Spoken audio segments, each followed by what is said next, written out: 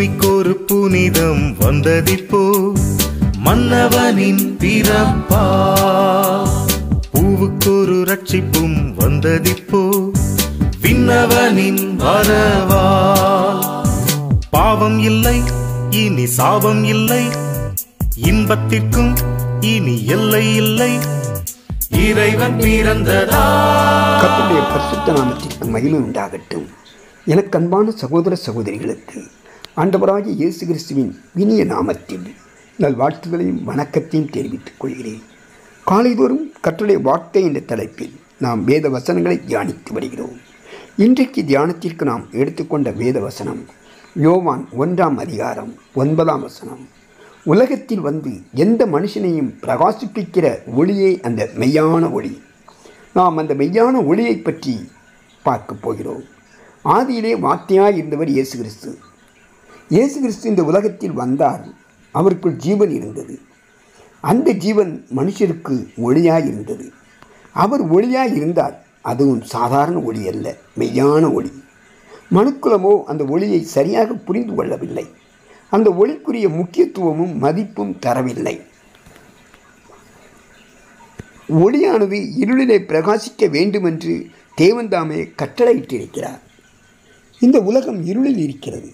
இருளில் இருக்கிற இந்த உலகத்தால் ஒளியை புரிந்து கொள்ள முடியவில்லை. இருளானது ஒளியை பற்றி கொள்ளவில்லை.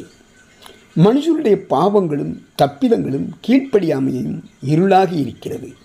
அந்த இருள் அதிகமாக மனுஷனுடைய மனக்கண்களை மூடி போடுகிறது. ஆதலால் அவர்களால் ஒளியின் பிரகாசத்தை காண முடியவில்லை.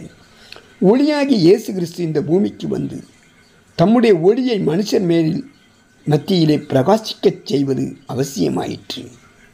இதற்காகவே தேவனுடைய ஒரே பெயரான குமாரனாகிய இயேசு கிறிஸ்து ஒளியாக இந்த பூமியில் அவதரித்தார்.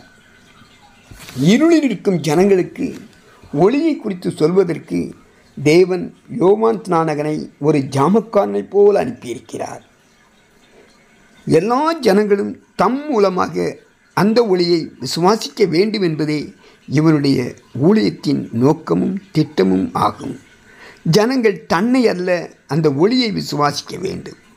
யோவான் ஸ்நானகன் ஒளி அல்ல, மெய்யான ஒளியாகிய இயேசு கிறிஸ்துவை குறித்து சாட்சி சொல்வதற்காக வந்தார். தேவனை குறித்து சாட்சி கொடுக்க வந்தவர் யோவான் ஸ்நானகன். யோவான் ஸ்நானகனை ஜனங்கள் ஏற்றுக்கொள்ளும் போது தேவனுடைய சாட்சியானது மிகவும் உயர்ந்தது என்பதை ஜனங்கள் புரிந்து கொள்வார்கள். இதுவே தேவனுடைய திட்டம். நம்முடைய ஆவிக்குரிய வாழ்க்கையில் கூட கர்த்தருடைய ஊழியக்காரர்களை நாம் கனம் பண்ண வேண்டும். அவர்களை கர்த்தருடைய ஸ்தானத்திலே உயர்த்தி விடக்கூடாது. மரண இருளில் இருப்பவர்களுக்கு வெளிச்சம் உதித்தது என்று ஏசாயா தீர்க்கதரிசி முன்னறிவித்திருக்கிறார்.